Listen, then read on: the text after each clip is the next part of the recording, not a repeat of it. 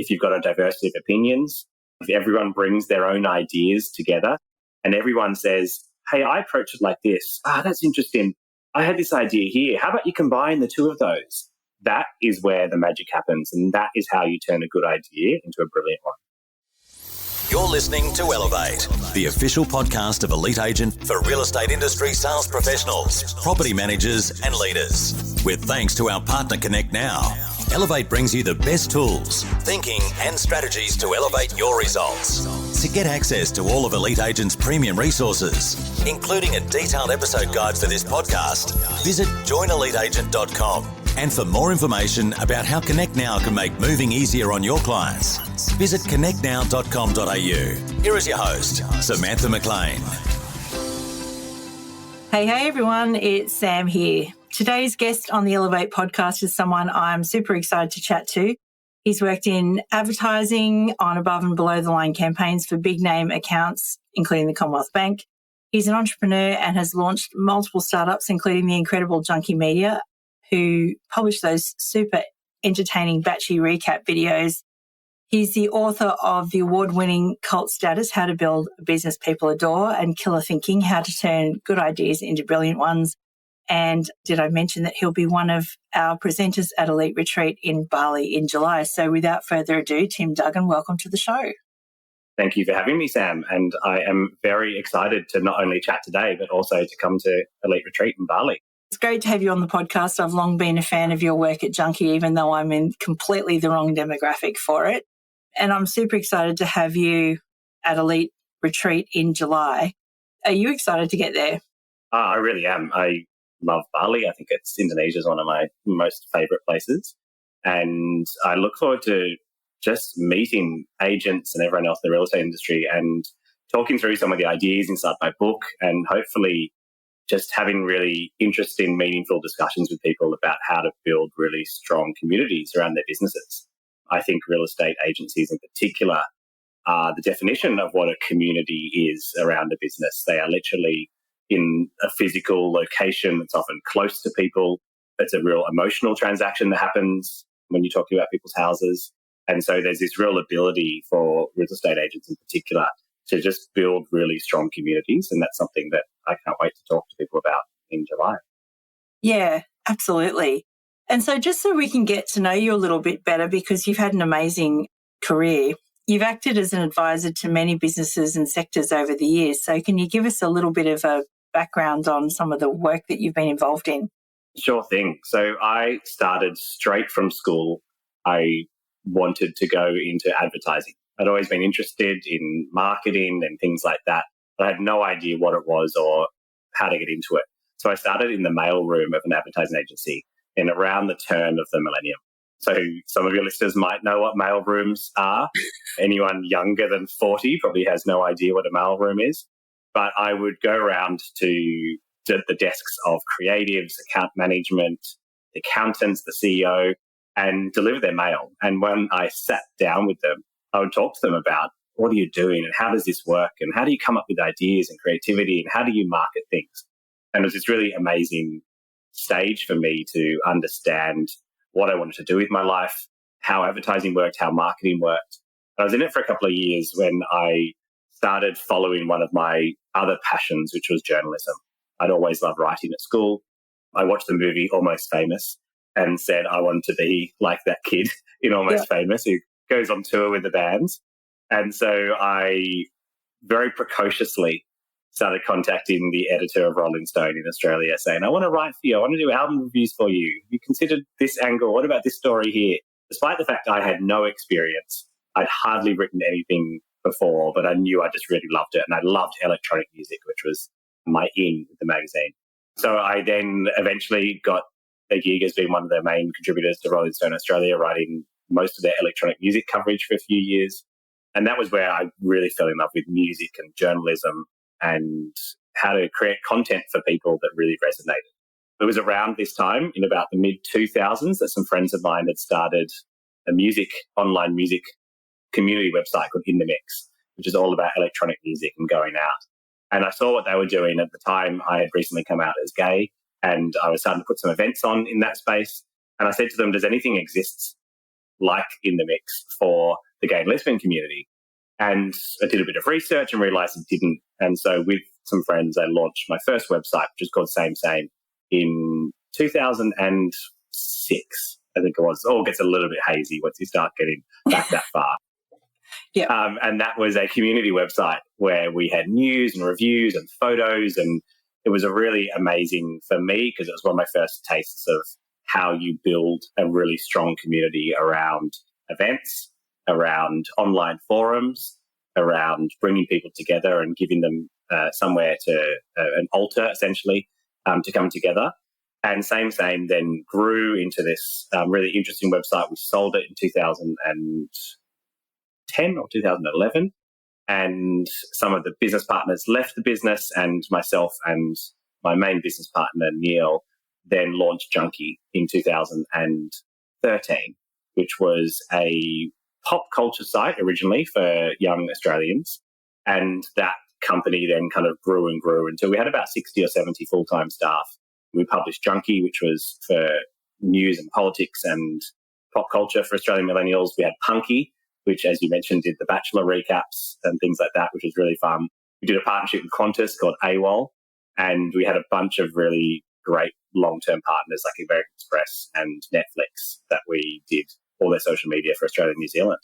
And that then led me to my co-founders and I decided to sell the company in 2016 to an ASX-listed company. I hung around for a few years because I quite enjoyed it. It was quite fun and had an earn-out to do as well.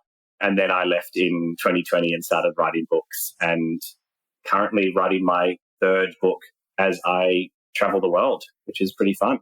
Yeah, there's so much interesting stuff in there to unpack. One, again, I need to have a fangirl moment and say how excellent those Batchy videos were and how much we all miss them. But also, I mean, you took Junkee, it was just the two of you, to being named Australia's largest publishing company of the year in 2018. Can you give us a little bit of that journey? Because, I mean, it's interesting from the point of view of even if you're a real estate business, I think part of what you need to do is grow an audience that really want to listen to you and create content that really want to listen to you. And, in real estate, there's amazing opportunities to do that. Can you tell us a little bit about that journey and how you got to being the large publishing company of 2018? Yeah. And I think when I recite it back in a minute or two, it makes it sound like it's linear, like one thing happens and then something happens after that. But the reality is it's a lot messier. It is a lot more one step forward, two steps backwards than that. So we were a publishing company for millennials, and we had a bunch of different websites when we launched Junkee. So Junkee wasn't the first website that we'd launched. And if anything, the lesson in that is that often when people see the success of your most successful product, they think that you came up with an idea, you launched it, it grew. Whereas we had about 7 or 8 different publications as well as Junkee that we launched. Some of them we started, then we folded. Some of them we folded into Junkee when it happened. Some of them we rebranded over the years. So there's a real interesting lesson in that we kind of had lots of different horses in the race. We saw which horse was winning, and then we really doubled down on that. And so that's what happened with Junkee, because when we launched it, it was just one of our websites. Within 6 months, it really hit a nerve. So we had launched lots of different things over the years, but there was a real difference to Junkee, so much so that within the first year, it was named the Media Brand of the Year publication, and then I think the year after that, we named the Publishing Company of the Year. And the reason why I think it really landed was for a couple of reasons. One was we did a lot of research into the audience. So rather than just create something, we really wanted to understand who our audience was. So we commissioned an independent third party, a research company, to do what turned into the largest longitudinal study of Australian youth that has been running for 12 or 13 years since we launched it. We've spoken to 25 or 30,000 people over that time. And that really told us what was missing in the space. And the second thing we did was really figure out our point of difference.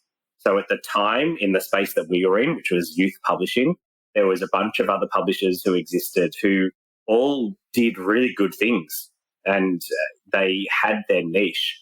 And what we saw was there was this gap. And the gap, we crudely defined it as smart young Australians which kind of meant that we started talking about, hey, this is how politics works. This is why you should get engaged. Or something's just happened in the news. Here's an explainer on how to do it. All the stuff that I think you look at it now and you see the media landscape and you think, of course, that makes sense. We do explainers and you talk about the news and you break things down, complex things into really simple ways. But at the time when we started doing that, not many other publications were doing it. So it was a really good point of difference. I feel like there's a massive lesson in everything you've just said because, I've read Cult Status twice now. Even in your early businesses and things like that, you were very clear on the niche and the type of customer that you really wanted to target. How important is that? I think that's probably one of the most important things. So Cult Status was my book that I wrote in the couple of years leading up to 2020. It was released right in the middle of the pandemic. Luckily, I had some time when COVID first hit to rewrite a bunch of chapters and go and speak to some of people, just kind of see how they were dealing with this whole new world. But part of the reason why I had to write Cult Status was to take some of these lessons of not only building Junkee and what my business partners and I had learned over the years, but also speaking to dozens of people all around the world who had built really strong communities around their businesses. And it didn't really matter what industry it was. So it could have been makeup, it can be real estate, it can be shoes, it can be online media. There was a real commonality that I discovered.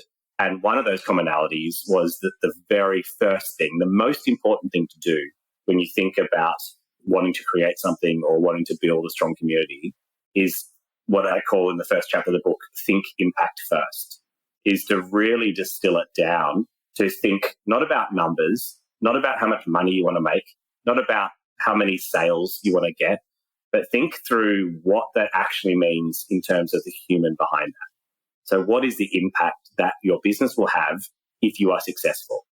And I think as soon as you take the monetary value away from things and you distill it down to the human behind the money and what impact you want to have on that, that really changes everything. And that was one of the lessons that I discovered through doing research for the book, and also something I learned the hard way after launching several businesses and figuring out what the difference between the successful ones and the unsuccessful ones was.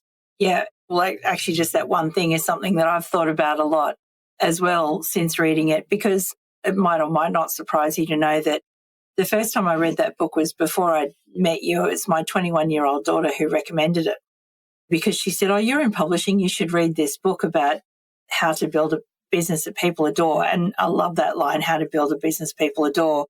And when I sort of looked into your background and everything, and I thought about some of the content that you created that I've enjoyed over the years and things like that, it truly does have a particular voice and a particular tone and is aimed at a particular person that, I kind of thought there must be some really good lessons here for real estate agents. Yeah, and I think the lessons are applicable no matter what industry you're in. Yeah. So real estate agents are content creators. Real estate agents are publishers. The difference between someone who publishes content on a media website and someone who publishes content on a real estate website are actually not that great at all. I think you need to apply some of those same principles of thinking who your audience is, thinking what your point of difference is, thinking what your cadence is and your tone of voice and how you're going to communicate to them. And that's why if you look at some of the most successful real estate agents worldwide, they're all their own publishing powerhouses. They create content for primarily social media, primarily their own websites and blogs and opinion pieces. And that is exactly the same way of thinking as a media company would apply. You could kind of extend that though, like I'm putting my killer thinking hat on now, which we'll talk about in a second. That was just the second book. But, just thinking you don't all have to look the same on REA. You could take a different style of photos. You could have a different style of listing copy. You could be speaking to, a particular segment of the market. 100%. I think the most successful real estate agents are the ones that have their own unique style that is unique to them, whether that is the way that the brand is presented, whether that's the way the copy is done, whether that's the way that videos are made. If you can figure out what your unique style is, and the way that I refer to that in Cult Status is about knowing what your superpower is, the thing that you do that no one else does. The more you know what your superpower is and you can lean into that, the more successful that you're going to be. Yeah, that's a really good point. Okay, so let's talk about killer thinking, because we're going to be talking about cult status a bit at the event and how to build an agency people adore. And I believe you're going to give us a bit of extra juice on some of the stories that you tell in the book and all of that sort of thing. So we might just park that one and save that one for Elite Retreat. But I'm also keen to talk about killer thinking, which is all about turning good ideas into great ones. How do you know, you're an entrepreneur as well. So how do you know when an idea is a good one and worth investing more into? I mean, that was the genesis of the book. It was thinking through, all of us have ideas every day. Every single person is creative. Things come into our mind, especially entrepreneurial people. People listen to this podcast obviously have an interest in business and in coming up with ideas. And so how can you figure out, okay, which of these ideas can I take? How do I massage and refine it and take it from good to great to brilliant, to really killer and brilliant? And so that was the original idea that got me thinking about killer thinking. And when I started looking at some of the best ideas in the world, which range from business ideas that sell billions of dollars worth of product, through to social movements that raise billions of dollars for charities, through to just things that are good for our world and our planet, I actually came up with the acronym KILLER, which, though a killer idea already existed, I took KILLER and distilled down as that is what makes a really brilliant idea. And so KILLER stands for what most brilliant ideas in the world have in common. And so the K is for kind, impactful, loved, lasting, easy, and repeatable. And they are the ingredients about what makes a really, really good idea. And if you come up with a good idea and you're like, that one's quite good, there's now a framework, which is the KILLER framework, on how can you make that idea more kind, more impactful, more loved, more lasting, more easy, or more repeatable. Because if you can tweak an idea on any one of those axes, so how can I make this more repeatable? How do I make this easier? How can I make this more loved? If you can tweak those, that is how you start refining the idea. So it's got the best chance of really staying there and having staying power and being super impactful. And how do you then take that like another level down? Because I often sit there, in the backyard of a Saturday with my notepad and a pen, and I think about all of these great ideas, but then you've got to kind of take them into a business and engage people and get them on the bus and things like that. So what are your tips for taking like the big idea into actual real life? Yeah, I mean, first of all, you're doing it the right way around, which is that you're sitting there by yourself thinking of these ideas. In the book, I kind of call that putting your own mask on first, fitting your own mask first. And that is the best way of coming up with ideas, is thinking them through yourself. So sitting there in the backyard, having a pen and paper and starting to do it. But that is the first step in the process. The next step in the process is then, okay, how can I introduce it to other people? And one really simple theory that I like to think about with this is something that Walt Disney came up with. So a concept that he talked about a lot was this idea of plussing it. And so he used plussing as a verb. And plussing as a verb means how can you take an idea that exists and add something to it? So it might be make it 10% better, or how can you push the idea so it's that little bit better? And so when you start circulating your ideas, so you come in from your hammock and you see your husband there and you say, hey, I've got this idea here. What you're doing then... He shudders when I say it in real life. Well, the one thing that Google did a big study on creativity, and the one difference between ideas being really well used and ideas being discarded was psychological safety. So in a team, it needs to be psychologically safe for you to bring up an idea. So I think maybe you should chat to him and make sure that when you're bringing ideas to him, is he making it psychologically safe for you to come up with these ideas? Yeah. But if you can plus ideas, so someone has an idea, and then rather than just saying, nah, that's crap, or nah, that's not going to work, what you need to do is figure out how can you make that idea better. So how can you plus, add on top of it so that it becomes better? And to do that, if you've got a diversity of opinions, if everyone brings their own ideas together, so not only are you sitting there in the hammock thinking about these ideas, but if your husband's also thinking about it and your work colleague is also thinking about it, and you come together and everyone says, hey, I approach it like this. That's interesting. I had this idea here. How about you combine the two of those? That is where the magic happens, and that is how you turn a good idea into a brilliant one. Yeah, amazing. And so with two amazing books already, can you tell us a little bit about what's coming? I can give you a bit of a hint, yeah. So I actually just recently handed my first draft of my third book into my publisher. So it's going to come out in 2024, just figuring out timing, sometimes probably in the first or second quarter of 2024.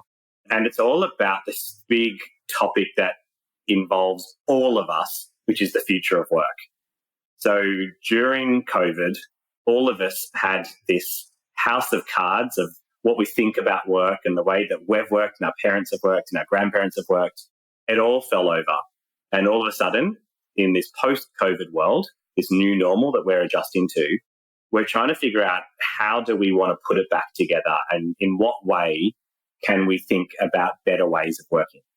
So since I left full-time work in 2020, I've been using myself as a bit of an experiment. I spent 6 months in the back of a camper van working as I travelled Australia with my husband. Then we spent 6 months living in Darwin, working full-time from there, but completely remotely. Then I went back to Sydney. And then now we're both travelling the world, spending about a month at a time in different cities around the world, whilst continuing to work a few days a week.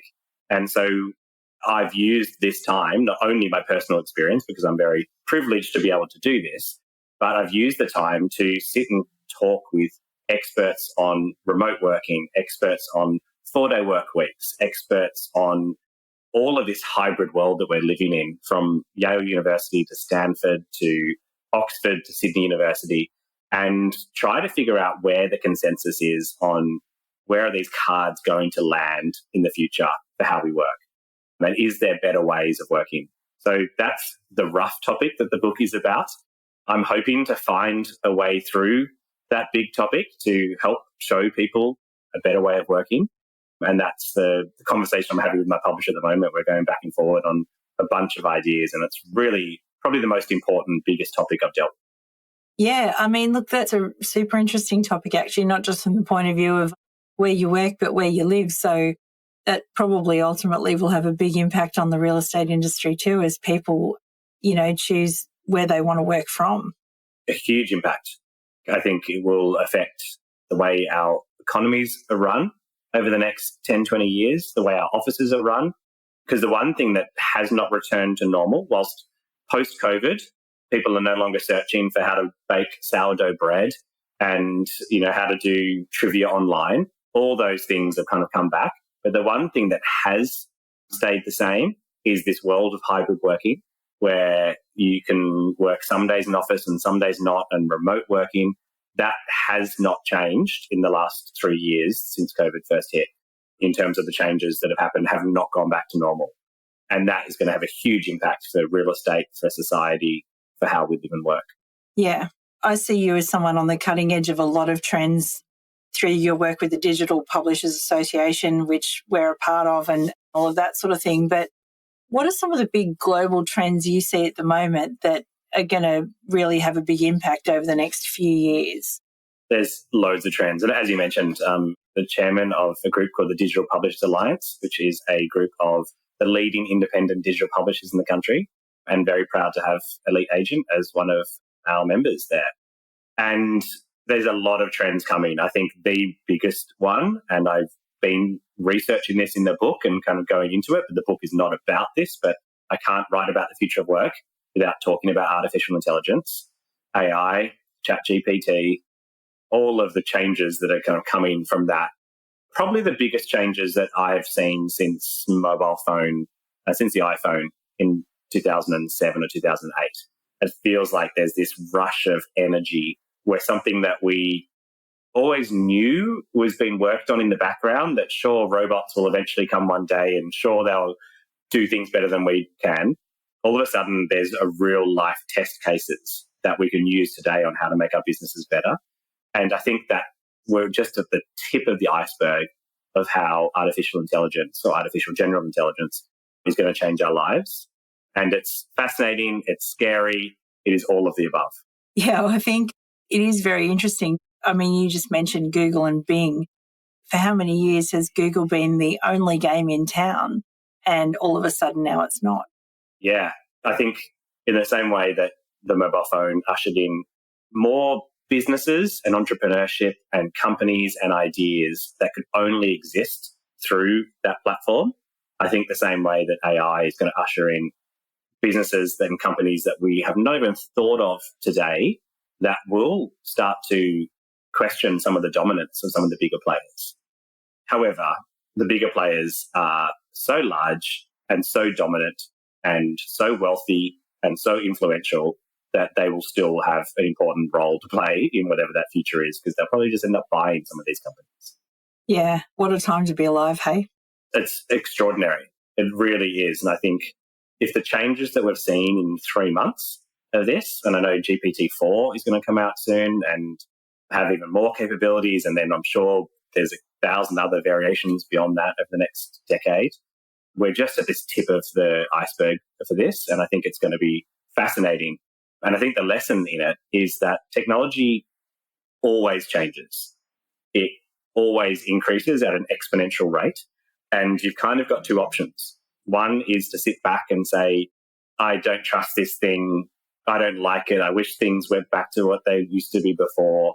Or there's embrace it, play with it, figure out how you can use it, figure out how it can benefit your business. And I think that is the space that anyone listening to this podcast should dive into. Yeah, definitely. That's another topic that we'll be unpacking at Elite Retreat. So I'm expecting a bit of healthy debate and things around it, because same thing, I was kind of watching a couple of reruns of Downton Abbey on the weekend, and, you know, electricity came to Downton Abbey and the maids didn't want to use a sewing machine. But ultimately, ultimately, I think it's the same thing that you're describing, like it's the maids that got to use the sewing machine were the ones that were able to kind of prove their worth and moving forward into the future. And I kind of see GPT as the same sort of thing. Yeah. And I actually think that GPT also it's obviously the one that has got all the attention now because it was the first to move. But when a bigger company, like when a Bing comes in, or when a Google finally release their one into the wild, or when Meta or Snapchat or any of these companies that are all working on it, the technology behind it is so powerful that it is going to just have huge ramifications for all of us. And some of them will be positive, some of them will be negative, but they're here. And I think that the only way to deal with it is to jump on board and try to figure out how you can harness it to your advantage. Yeah, absolutely. Well, Tim, it's been fantastic talking to you today, and I can't wait to see you in Bali in July. And I also can't wait to introduce you to the people attending Elite Retreat, because I think that your keynote is probably going to bring the house down, actually. No pressure, though. But I just think, as I said, for anyone listening, I've read the book twice, and I think that the steps in Tim's book, Cult Status, are very relevant to real estate. And, it is almost about finding a tribe and following the process. So can't wait to hear from you. There's always a final question that I ask everyone on the podcast, and that is, thinking about the trends and some of the things that we've spoken about today, if there was one thing that you'd like people to remember, or one thing that you'd like them to do as a result of listening to you today, what would that be? Thanks, Sam. And I will also echo that I'm very excited to come to Bali in July and to meet everyone and go deep into some of these topics around community. I think that the one takeout that I would love people to really understand, and we're going to talk all about community at Elite Retreat, so I'm going to leave that one to the side. But going back to creativity, the topic of my second book, Killer Thinking, if there's one thing that I want people to really take away, it is that every single person is creative. Everyone listening to this has so much creativity and ideas, and really freaking good ones inside them. And I just want everyone to have that belief that they are creative, that they can come up with amazing ideas. And just like any other tool that we have, creativity is a muscle, and you need to use it, practice it in order to get better at it. So if there's one person who's listening to this who is almost ready to write me off because they say, yeah, I don't care about this, I'm not creative, I'll give it to my colleague who's the creative one, ignore that. You are extremely creative, and I want you to come up with some own ideas, because that's where great ones come from. Yeah, that's amazing advice, Tim Duggan. Thank you so much. We hope you enjoyed this episode of the Elevate Podcast, with thanks to connectnow.com.au. Don't forget, to get access to all of Elite Agent's premium resources, including a detailed episode guide for this podcast, visit joineliteagent.com.